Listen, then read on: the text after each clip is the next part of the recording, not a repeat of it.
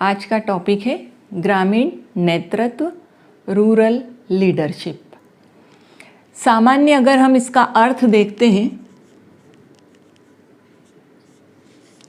जो इसका मीनिंग होता है वो यह है कि समाज की वह व्यवस्था जिसमें व्यक्ति को आगे का स्थान प्राप्त होता है और समाज के सभी व्यक्ति उस व्यक्ति के विचारों का अनुसरण करते हैं, तो एक तरह से उस व्यक्ति को नेता भी मानते हैं वो।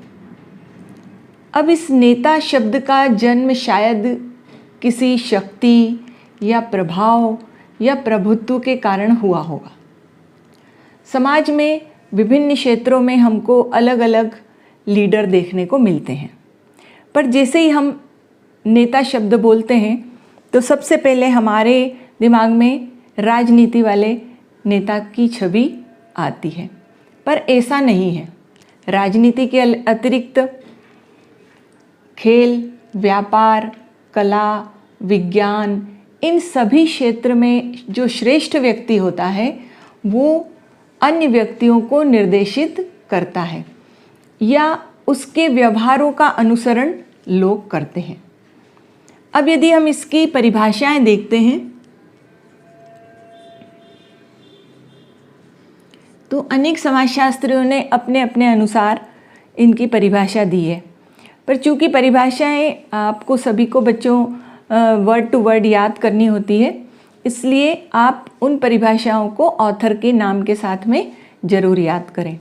वैसे तो स्पोर्ट्स, पिगोर्स, लैपियर, मैकाइवर पेज, इन सभी ने अलग अलग परिभाषा नेतृत्व के बारे में बताई है, परंतु इनकी सबकी परिभाषाओं से जो हमें संक्षेप में अर्थ निकलता है वो ये पता चलता है कि अंतःक्रिया से एक दूसरे के व्यवहारों को प्रभावित करने वाला व्यक्ति ही नेता कहलाता है। हम ये कहें कि कोई व्यक्ति एक दूसरे से इंटरेक्शन कर रहा है, एक दूसरे के विचारों को प्रभावित कर रहा है, तो जिस व्यक्ति के विचारों से लोग ज़्यादा प्रभावित होते हैं, उसका अनुसरण करने लगते हैं, उसको नेता मान लेते हैं। इसके बाद में आती है विशेषताएं।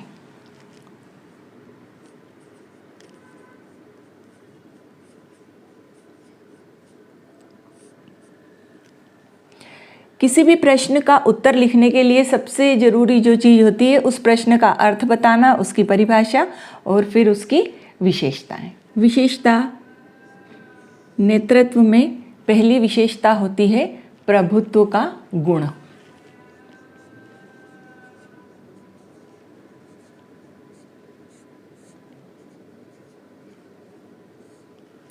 किसी भी फील्ड में जो व्यक्ति होता है उसका प्रभाव बना रहता है और वो अपने प्रभाव से लोगों को प्रभावित करता है, डोमिनेंस करता है। तो ये चीज़ें एक नेता के अंदर हमको दिखाई देती है। दूसरी विशेषता हमको दिखाई देती है कि परिस्थिति से संबंधित अवधारणा, रिलेटेड टू सिचुएशन।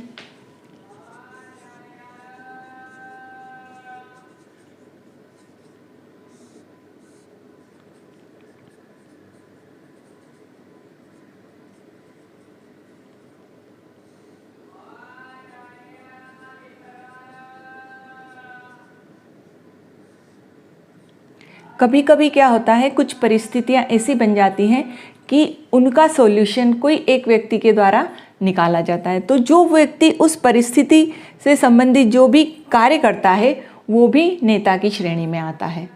फिर तीसरी चीज़ हमें दिखाई देती है कि प्रभावित करने वाली प्रक्रियाएं।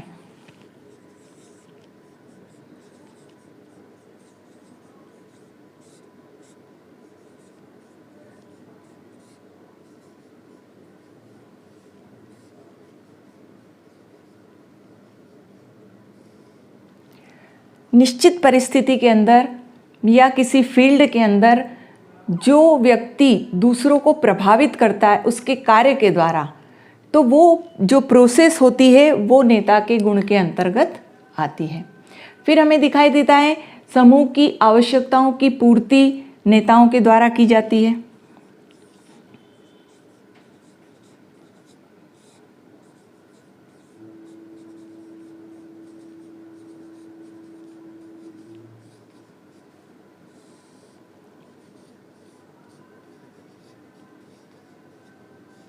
यदि कोई व्यक्ति किसी समूह का नेतृत्व कर रहा है तो उससे लोगों की अपेक्षा होती है कि वो उनकी आवश्यकताएं जो भी हों उनकी पूर्ति वो करे। फिर इसके बाद में नेतृत्व का एक विशेष उद्देश्य होता है।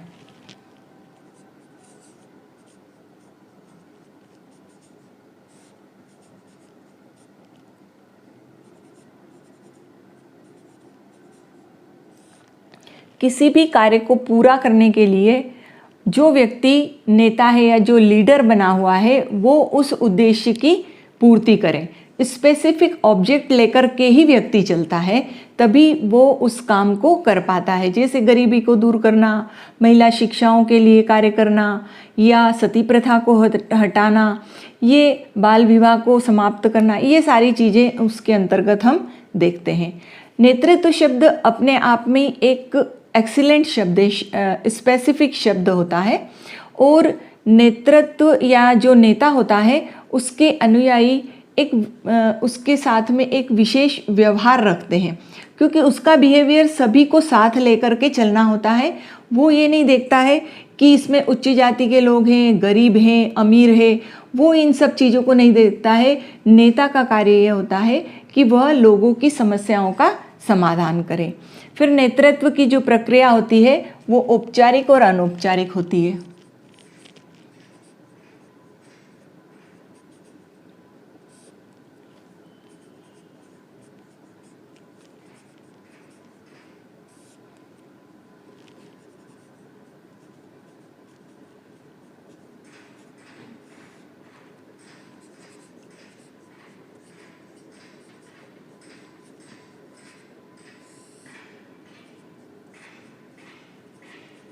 अब इसके आगे है नेता की विशेषता या नेता के गुण कौन कौन से होना चाहिए।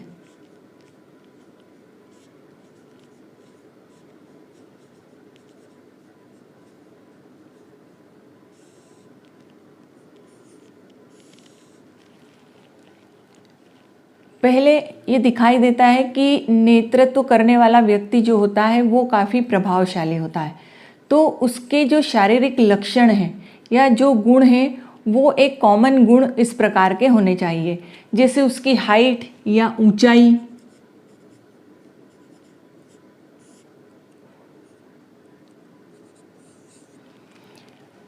लंबाई उसकी ऊंचा तगड़ा होना चाहिए। फिर दूसरा, हष्टपुष्ट वजन में, भारी शरीर वाला व्यक्ति हमको जो दिखाई देते हैं वो आकर्षक होना चाहिए।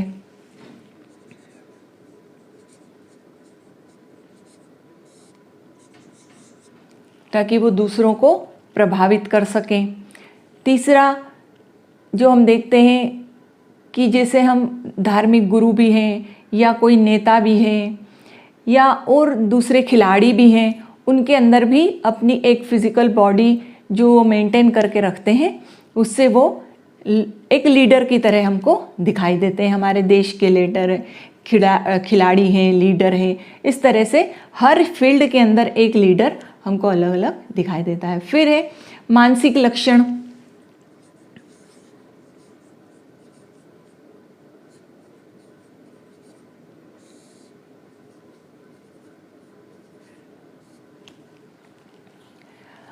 मेंटल कैरेक्टरिस्टिक्स किस प्रकार के होना चाहिए, वो बुद्धिमान हो, चतुर हो,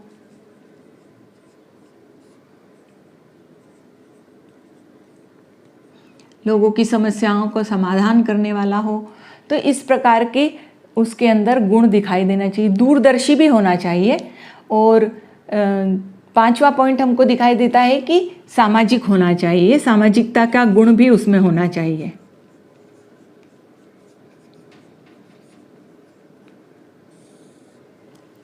सामाजिकता का गुण बहुत जरूरी है, तभी वो सभी से सामंजस्य बिठा के रखेगा, वो डिस्क्रिमिनेशन नहीं करेगा।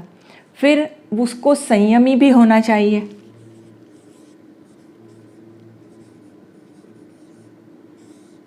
उसके अंदर सेल्फ कंट्रोल होना चाहिए। संयमी से मतलब साहसी भी हो, धैर्यवान भी हो, समस्याओं को सुलझा सके, पेशेंस वाला होना चाहिए। फिर आत्मनिर्भर होना चाहिए।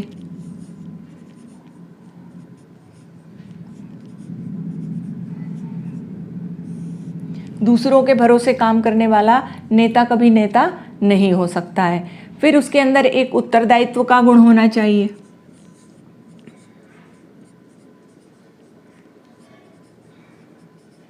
रिस्पॉन्सिबिलिटी, कि मैंने जो ये काम लिया है अपने हाथ में उसको मैं पूरा करूँगा, चाहे वो देश के लिए खेल रहा हो, चाहे वो साइंटिस्ट हो, चाहे वह नेता हो राजनीति के अंदर, उसके पास में एक रिस्पॉन्सिबिलिटी होती है, वो प्रेम से उस चीज़ को कर्तव्य से काम करेगा।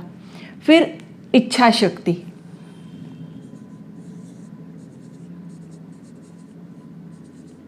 ये बहुत ज़रूरी नेता के अंदर होना चाहिए।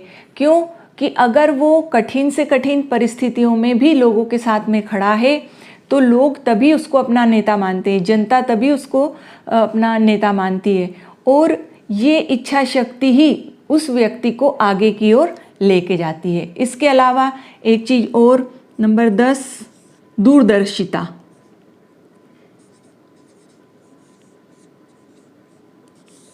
उसका विज़न भी बहुत पावरफुल होना चाहिए कि वो जो वर्तमान परिस्थितियां चल रही हैं और जो भविष्य में आने वाली हैं और जो पास्ट में चली गई हैं, इन सभी परिस्थितियों को कि उसको जानकारी होना चाहिए। अगर उसके पास जानकारी नहीं होगी तो वो नेता किस काम का, वो कौन सी कैसी समस्याओं का समाधान कर पाएगा।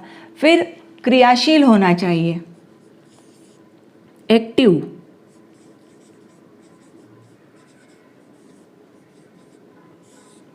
इस प्रकार के नेता जो कि हर परिस्थिति के अंदर जनता के साथ में खड़ा रहे।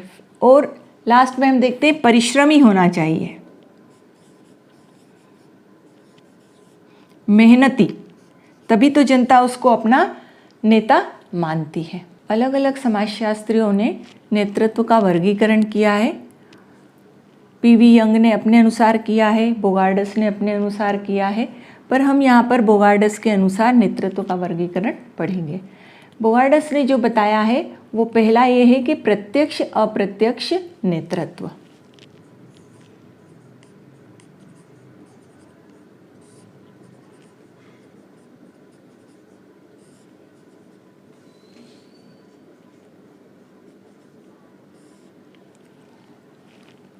इसका ये मतलब होता है कि जो नेतृत्व सीधे आमने सामने के संबंधों के साथ में हो, डायरेक्ट इनडायरेक्ट लीडरशिप, जिसे प्रत्यक्ष व्यक्ति या समाज या समूह उस नेता को पहचानता हो या उस लीडर करने वाले व्यक्ति को जानता हो। जैसे गांव के अंदर सरपंच, पंच, ग्राम सेवक, या वहाँ पर हॉस्पिटल है तो डॉक्टर, प्राध्यापक, स्कूल है तो उनको गांव के जो समूह है वो उनको जानते भी हैं और उनकी बातों को मानते भी हैं। फिर दूसरा है अप्रत्यक्ष। अप्रत्यक्ष मतलब व्यक्ति गांव के अंदर भी है परंतु किसी पद पर नहीं रहता है, पर गांव के लोग फिर भी उससे प्रभावित रहते हैं और प्रभावित रह करके उसको आदर के भाव से देखते भी हैं। वो गांव के बुजुर्ग व्यक्ति भी हो सकते हैं, गांव के पंडित जी भी हो सकते हैं। तो इसको हम प्रत्यक्ष और अप्रत्यक्ष नेतृत्व के अंतर्गत रखेंगे। दूसरा है सामाजिक कार्यकर्ता के रूप में।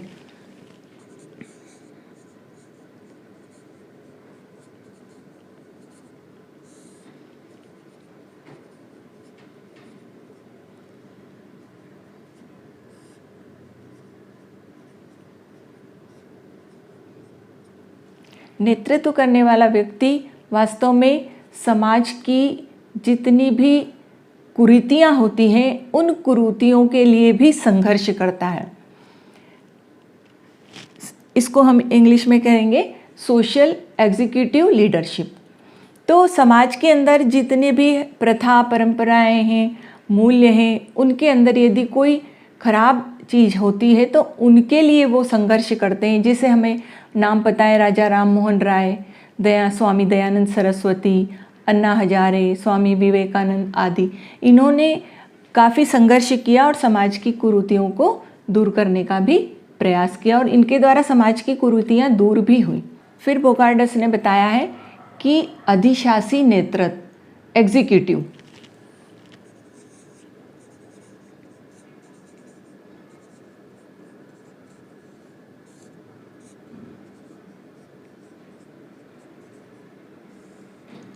इस प्रकार के जो नेतृत्व करने वाले व्यक्ति होते हैं वो समाज में उच्च पदों के ऊपर अपना कार्य करते रहते हैं, जैसे कलेक्टर, जज, कमिश्नर, हम इन लोगों को इसके अंतर्गत रख सकते हैं।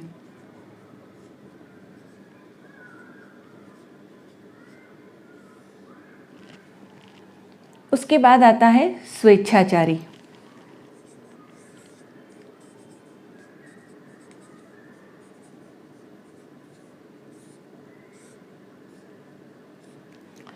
इस प्रकार का जो नेता होते हैं वो स्वयं के सिद्धांतों के अनुसार ही अपना व्यवहार करते हैं।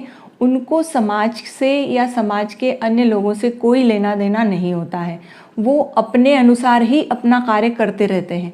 जैसे हम उदाहरण के लिए कहें पश्चिम बंगाल, आंध्र प्रदेश, मध्य प्रदेश, छत्तीसगढ़, इसमें जो नक्सलवादी हैं, या पंजाब में जो खालिस्तान है, और दूसरे हम अभी भी कहीं कहीं देखते हैं जैसे टुकड़े टुकड़े गैंग वगैरह हैं, ये सब समाज के अंदर एक अलग ही अपना नेतृत्व चलाते रहते हैं। इसके बाद आता है करिश्माई नेतृत्व।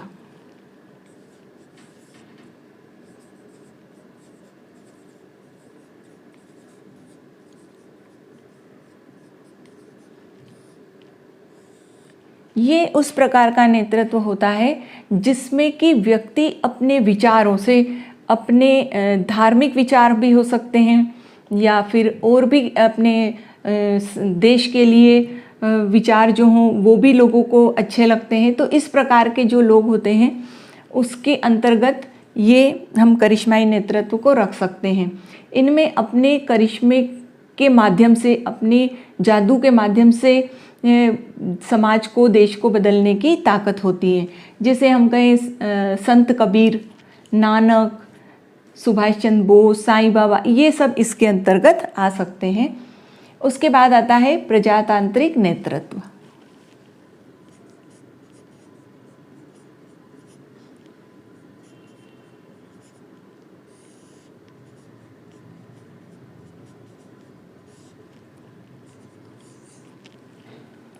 जो इस प्रकार के नेतृत्व होते हैं वो प्रजातंत्र में ईमानदारी से नेतृत्व करना, कानून का पालन करना, ये इन लोगों का काम होता है। गांव के अंदर हम देखते हैं कि जो पंच सरपंच होते हैं वो इसी के अंतर्गत, इस प्रकार के नेतृत्व के अंतर्गत आते हैं। उसके बाद आता है पैतृक नेतृत्व।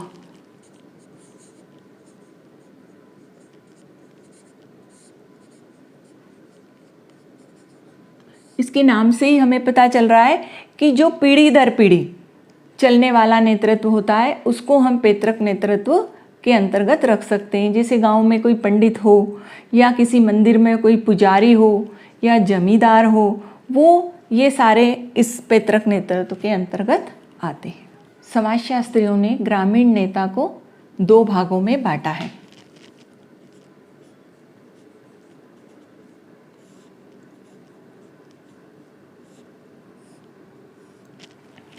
पहला है परंपरागत नेता और दूसरा है वर्तमान नेता।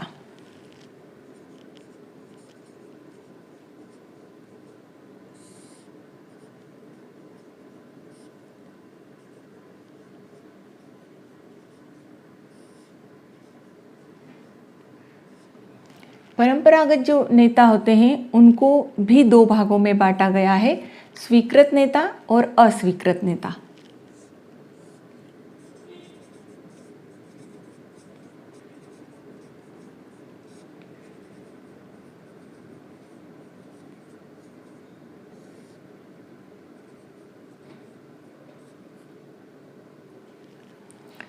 तो स्वीकृत नेता वो कहलाते हैं जो गांव की स्वीकृति से अपने पद को प्राप्त करते हैं और वो समूह कल्याण की भावना भी रखते हैं, वो गांव के लोगों की भलाई के लिए काम भी करते हैं।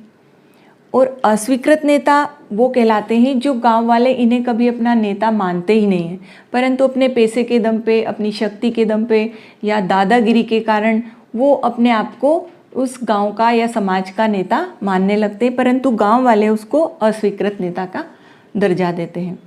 फिर वर्तमान नेता शासन के द्वारा जो नियुक्त किए जाते हैं वो भी एक तरह से लीडर ही होते हैं जो शासन के द्वारा नियुक्त किए जाते हैं। जैसे समाज के अंदर तहसीलदार है,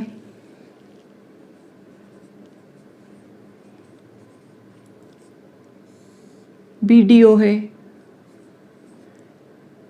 ये भी गांव के लोगों का नेतृत्व करते हैं, या शासकीय सेवक हैं।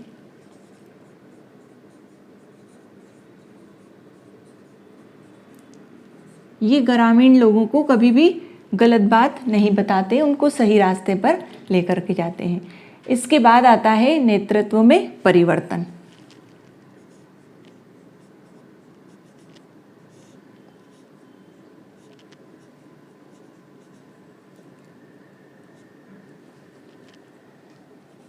ग्रामीण नेतृत्व में परिवर्तन। अब आधुनिक समय के अंदर हमको ग्रामीण समाज के अंदर उसके नेतृत्व में काफ़ी कुछ परिवर्तन देखने को मिल रहा है, क्योंकि पहले वहाँ पर लोग अपने अनुसार नेता बन जाते थे, अपनी धन के कारण, अपनी शक्ति के कारण। पर अब ऐसा नहीं होता है। आधुनिक समय के अंदर इलेक्शन या चयनित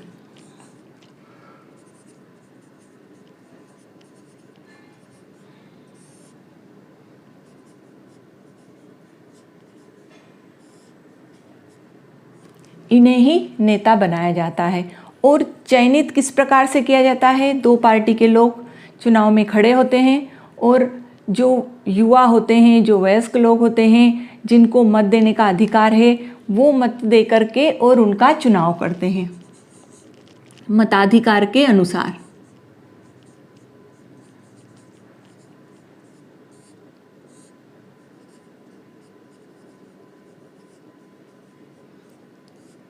तो जिसको ज़्यादा वोट मिलते हैं वो गांव का फिर नेता बन जाता है।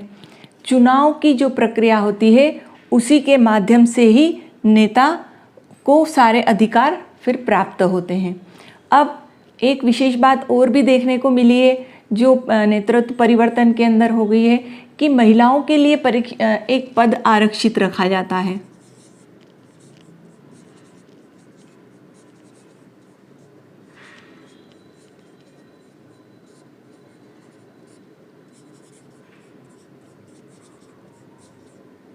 उस पे केवल महिला ही चुनाव लड़ सकती है।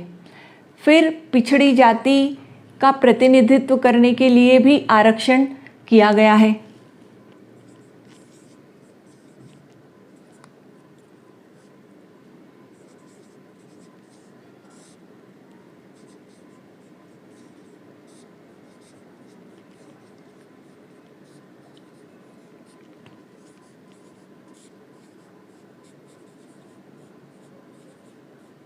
जो चुनाव होते हैं उसमें पिछड़ी जाति के लोगों के लिए भी एक पद निश्चित रखा जाता है। अब जो पहले के समय में विशेष परिवार को जो महत्व दिया जाता था या उनको चुनाव में खड़ा किया जाता था, अब ऐसा नहीं होता है। अब जाति, पंचायत, इनका महत्व भी धीरे धीरे कम होने लगा है। धन की जगह पर ये लोग शिक्षा को महत्व दे रहे हैं। जो व्यक्ति शिक्षित होता है उसको ही समाज या गांव के लोग उसको अपना नेता चुनना ज़्यादा पसंद करते हैं। इसके साथ ही हम देखते हैं कि जो गांव के अंदर वृद्ध लोग थे उसकी जगह पर अब युवा नेतृत्व को ज़्यादा लोग मानने लगे हैं। उनको ये लगता है कि ये पढ़े लिखे हैं और युवा शक्ति है, तो ये हमारी समस्याओं का समाधान कर सकती हैं।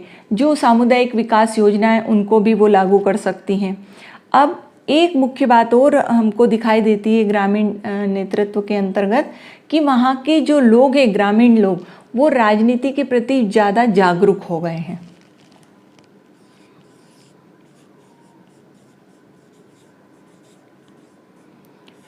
उनमें हमको जागरूकता दिखाई देती है। उनको ये पता होता है कि हम जिसको चुनाव कर रहे हैं, जिसको हम वोट दे रहे हैं, वो हमारे गांव को, हमारे समूह को निश्चित रूप से अच्छा लाभ पहुंचाएगा, वो यहाँ पर विकास अवश्य करेगा।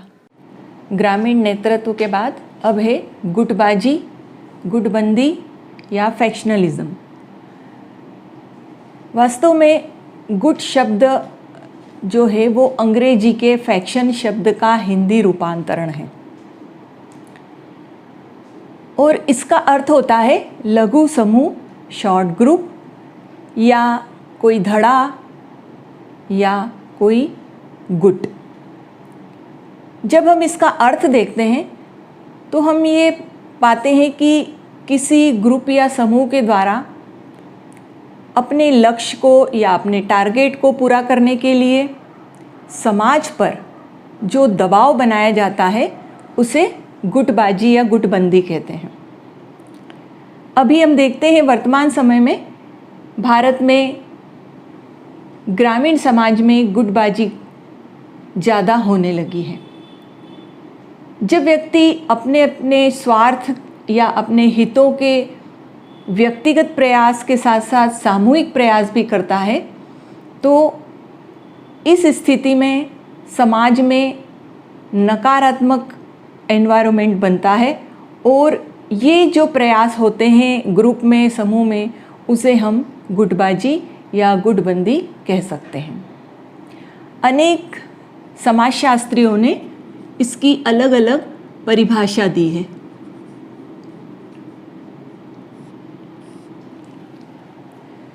यहाँ पर एक दो समाजशास्त्रियों की परिभाषा का हम जिक्र करेंगे। जैसे पहले है वेबिस्कर।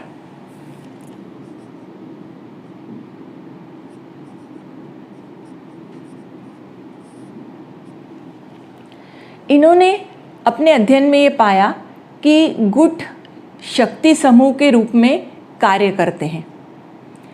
दूसरे समाजशास्त्री हैं निकोलस।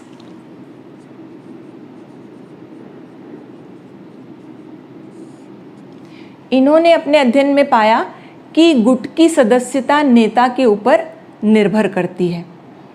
वैसे तो अनेक समाजशास्त्रियों ने अपने अनुसार परिभाषाएं दी हैं और परिभाषाएं चूँकि जो समाजशास्त्रियों के द्वारा दी जाती है वो आप लोगों को वर्ड टू वर्ड याद करनी होती है। तो जो परिभाषा आपको सरल लगती है वो परिभाषा आप याद कर सकते हैं। अब इसके बाद में आती है विशेषता।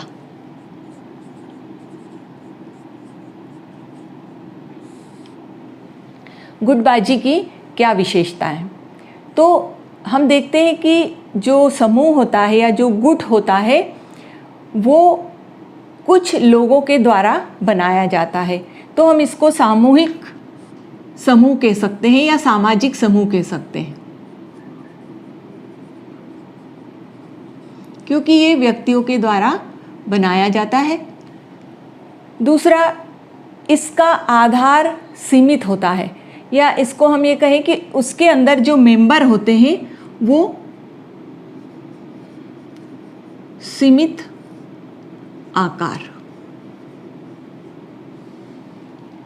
क्योंकि जिन लोगों को उस गुट से या धड़े से जुड़ना होता है वही लोग इसके अंदर जुड़ सकते हैं और उनकी संख्या को हम गिन सकते हैं, इसलिए इसका सीमित आकार हम कहते हैं। फिर चूँकि वो गुट किसी उद्देश्य को लेके चलता है तो उसका एक निश्चित उद्देश्य होता है।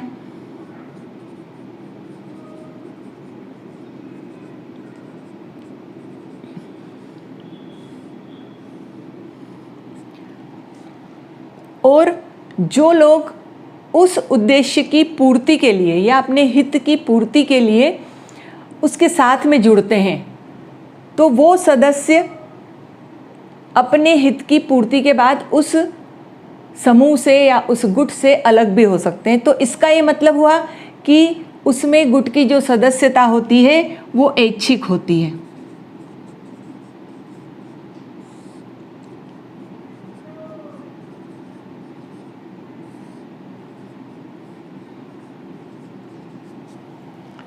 फिर हम ये पाते हैं कि प्रत्येक गुट का एक नेता होता है।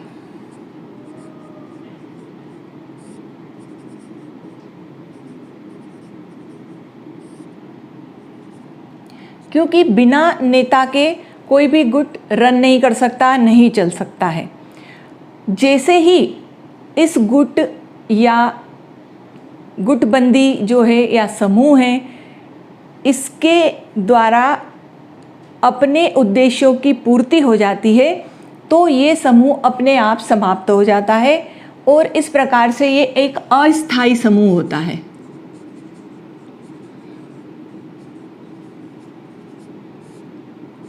परंतु कुछ समूह सालों चलते हैं, वर्षों चलते हैं और सरकार के ऊपर दबाव बना के रखते हैं।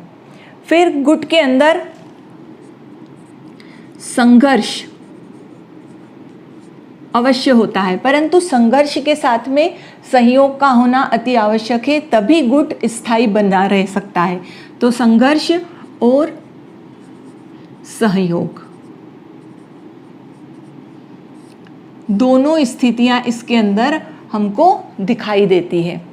फिर गुट का स्वभाव सदैव आक्रामक होता है, क्योंकि वो जो भी चाहता है, अपने उद्देश्यों की पूर्ति चाहता है, तो उसके लिए वो सब एकत्र होकर के आक्रामक रूप से या तो कोई ऐसा कार्य करते हैं जिससे कि सरकार का या शासन का ध्यान उनकी ओर आकर्षित होता है। तो गुट का जो स्वभाव होता है वो आक्रामक होता है।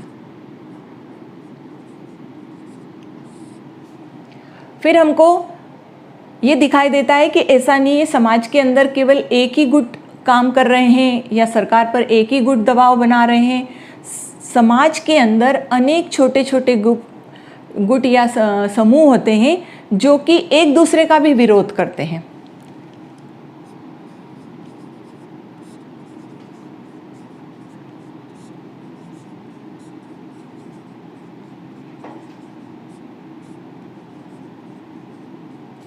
तो ये गुट की हमको विशेषताएं दिखाई देती हैं।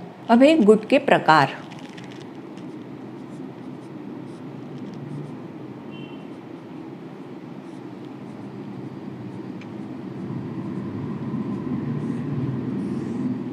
ये किसी भी प्रकार के हो सकते हैं, जैसे स्थानीय गुट पहला नंबर 1,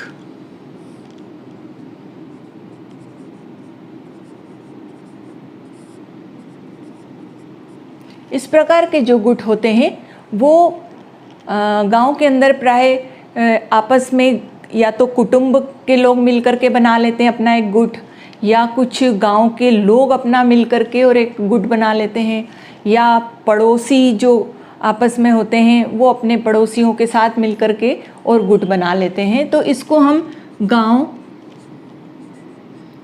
पड़ोस और कुटुंब इसके उदाहरण मान सकते हैं। फिर आता है हित गुट, जिसके अंदर कि एक समान उनका हित जुड़ा हो, उनका लाभ जुड़ा हुआ होता है, तो उस लाभ को लेकर के और ये लोग चलते हैं, और इसके अंदर किसी भी प्रकार का कोई नुकसान भी नहीं होता है। कई बार ऐसे भी गुट बनाए जाते हैं जिसमें किसी प्रकार का नुकसान नहीं होता है, जैसे मान लो नवरात्रि है या गणेश स्थापना है, तो उस समय अलग अलग कॉलोनी में या अपने अलग अलग मोहल्ले के अंदर जो ईश्वर भगवान को बिठाते हैं, गणेश जी को या देवी जी को बिठाते, तो उनके अलग अलग मंडली होती है, तो उसके अंदर हित समान होता है उनका, कि सभी मानते हैं कि हम इनकी स्थापना कर रहे हैं, तो वो इस प्रकार के भी गुट बन जाते हैं। तो हम इनको हित गुट के अंतर्गत रख सकते हैं।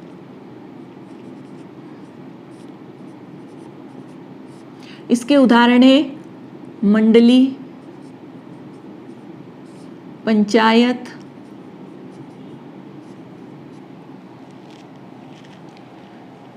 या फिर कृषक जो किसान होते हैं उनका भी गुट बन जाता है।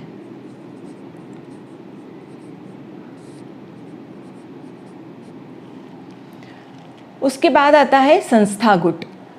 अब ये जो होते हैं, ये जितनी भी हमारे ग्रामीण समाज के अंदर जो संस्थाएं पाई जाती हैं उनके गुट होते हैं। जैसे हम कहें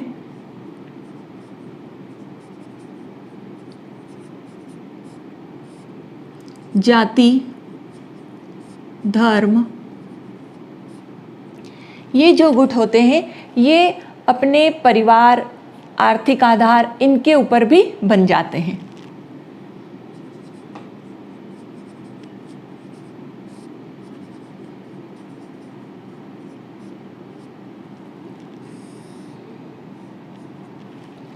इसके बाद आता है प्रतिष्ठा ग्रुप।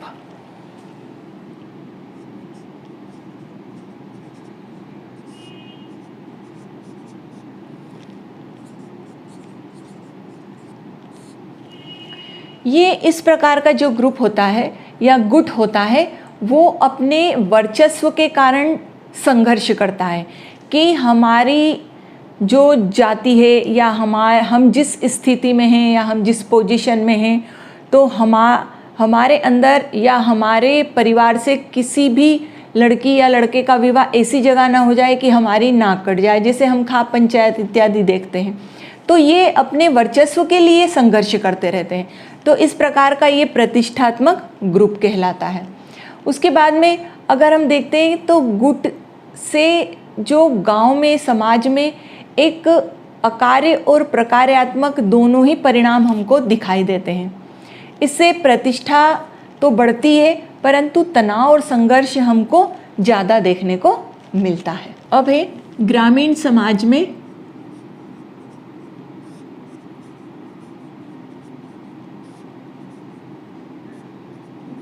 गुटबाजी के कारण।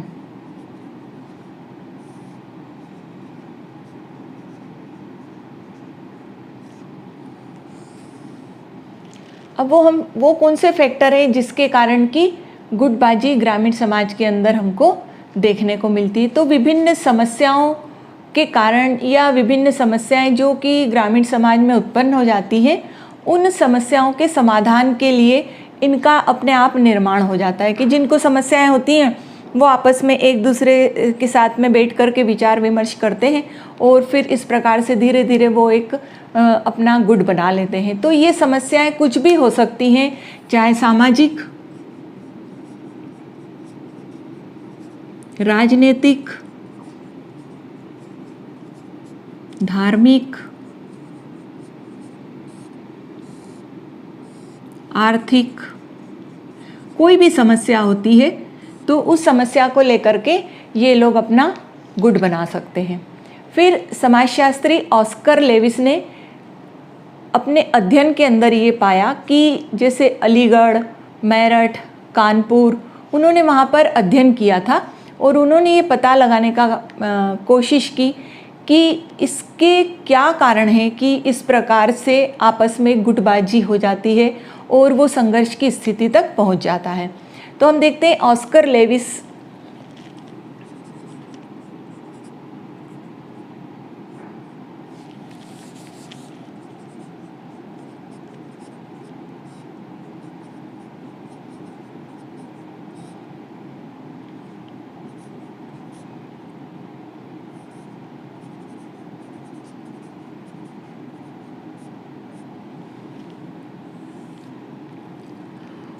उन्होंने ये पाया कि ग्रामीण समाज के अंदर या तो इस प्रकार से किसी वसीयत को लेकर के झगड़े होते हैं और गुटबाजी होती है,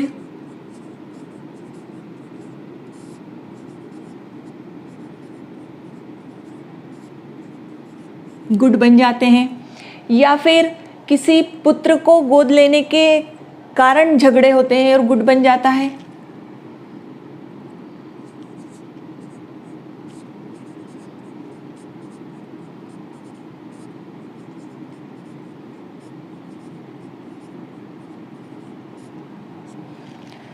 या फिर कई बार अपराधों से भी झगड़े उत्पन्न होते हैं और उससे भी गुट बन जाते हैं। जो लोग अपनी शक्ति का प्रदर्शन करते हैं और अपराध करते जाते हैं, तो जिनके साथ में ये घटनाएं घटती हैं या जो शोषित होते हैं वो अलग हो जाते हैं और जो शोषण करने वाले हैं वो अलग हो जाते हैं। इस प्रकार से भी दो धड़े बन जाते हैं।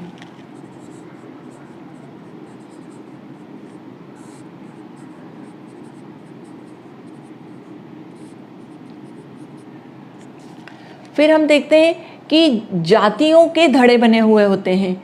जातियों में भी आपस में संघर्ष हमको देखने को मिलता है।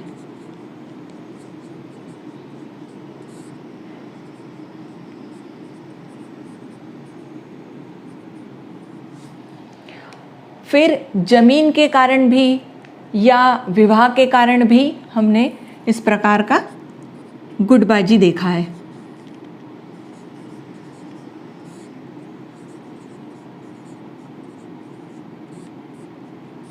तो ऑस्कर लेविस ने अपने अध्ययन में, और इन्होंने विशेष करके अलीगढ़ और मेरिट इधर इन्होंने अध्ययन किया था, उसी के अंतर्गत इन्होंने इन सारी चीज़ों को माना है। उन्होंने ये भी माना कि गुटबाजी का आधार क्या होता है। उन्होंने बताया कि मुख्य रूप से गुटबाजी का जो आधार होता है वो जाति और धर्म होता है। फिर परिवार के आधार पर,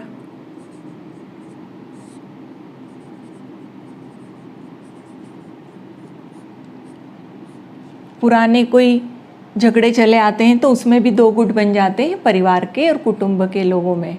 फिर हम देखते हैं कि कोई ज़मीन है, किसी दादा ने पोते के नाम कर दी, तो ज़मीन इत्यादि के कारण भी गुटबंदी या गुटबाजी का आधार माना जाता है। या फिर हम ये कहें चुनाव के समय, ये तो हम आधुनिक समय में अभी भी देख रहे हैं कि चुनाव के अंदर राजनीति इतनी ज़्यादा गांव तक भी अंदर चली गई है कि वो चुनाव के अंदर जो पंचायत के चुनाव होते हैं या दूसरे जो भी चुनाव होते हैं उसके अंदर भी वो जातियों के आधार पर, धर्मों के आधार पर लोगों को बांट देते हैं और उनके गुट बन जाते हैं।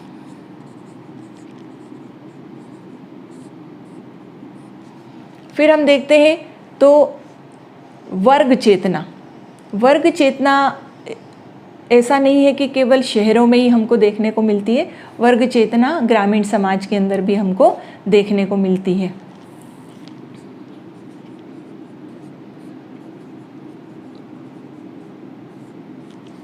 तो वहाँ पर हम ये देखते हैं कि किसान हैं, मजदूर हैं या व्यापारी जो वहाँ पर ग्रामीण समाज में हैं, धर्म के आधार पर हैं, ये सब भी आपस में बटे हुए होते हैं और इनके भी अपने अपने गुट होते हैं। कभी कभी सिंचाई के आधार पर भी गुट बन जाते हैं।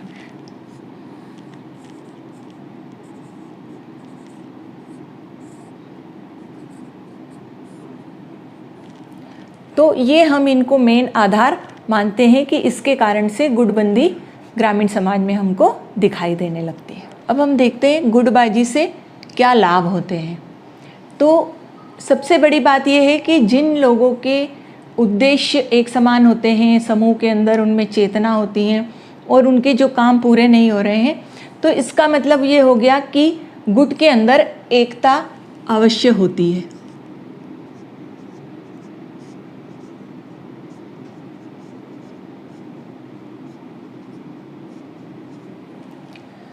दूसरा जो लाभ दिखाई देता है कि गुट के अंदर लोगों में हम की भावना पाई जाती है।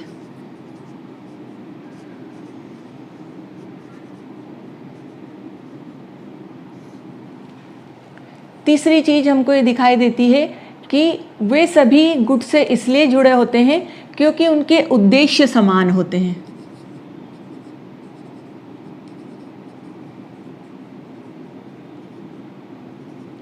और उन्हें ये विश्वास होता है कि हम जिस गुट से जुड़े हैं वो हमारे उद्देश्यों की पूर्ति अवश्य करेगा। और ये जो गुट बनते हैं उस गुट को चुनाव के अंदर अवश्य ही फायदा प्राप्त होता है या मिलता है। तो यहाँ पर हम देखते हैं कि जाति, धर्म के आधार पर जो गुट बने होते हैं उनको चुनाव में लाभ मिलता है।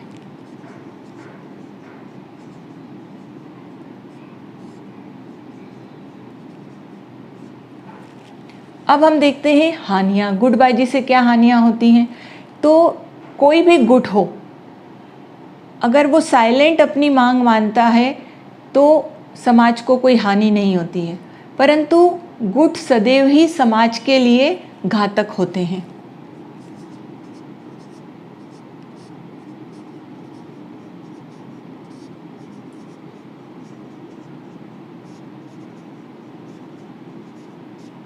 क्योंकि ये नहीं पता है कि उसके जो लीडर है या जो उसका नेता है उसकी विचारधारा कैसी है, वो समाज के को तोड़ने वाली विचारधारा वाला व्यक्ति है कि समाज को जोड़ने वाला विचारधारा वाला व्यक्ति है।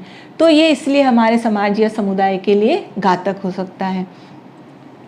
दूसरी बात ये होती है कि गुट में शत्रुता बनी रहती है। जितने भी गुट होते हैं उनमें सब में आपस में शत्रुता की भावना होती है।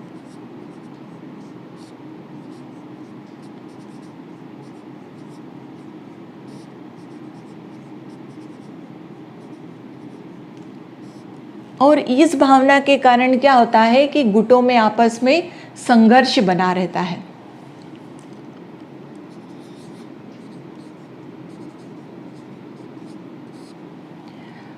चौथा कारण ये मानते हैं हम कि गुट के अंदर जो उद्देश्य होता है, ऐसा नहीं कि गुट बना लिया और सरकार पे दबाव डाला और उसके जो हित हैं, जो इच्छाएं हैं, वो सारी पूरी हो जाती हैं। कई बार हमेशा ही हमें देखने को आता है कि गुटों की जो उद्देश्य हैं वो समाज के लिए लाभदायक नहीं होते हैं, तो वो पूरे नहीं होते। तो ऐसी कंडीशन में जो लोग गुट से जुड़े होते हैं, जो समूह से जुड़े होते हैं, उनके मन में एक तनाव बना रहता है।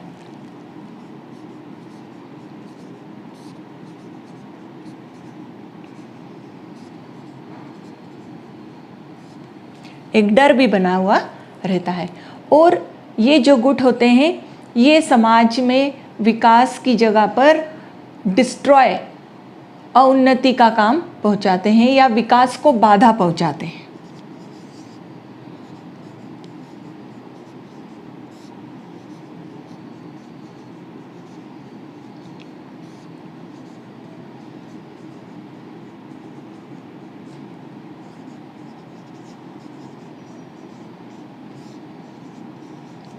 तो इस प्रकार से ग्रामीण समाज के अंदर गुटबंदी, गुटबाजी अपना अपना काम करते हैं और ये एक शॉर्ट नोट के अंदर भी आपको पूछा जा सकता है।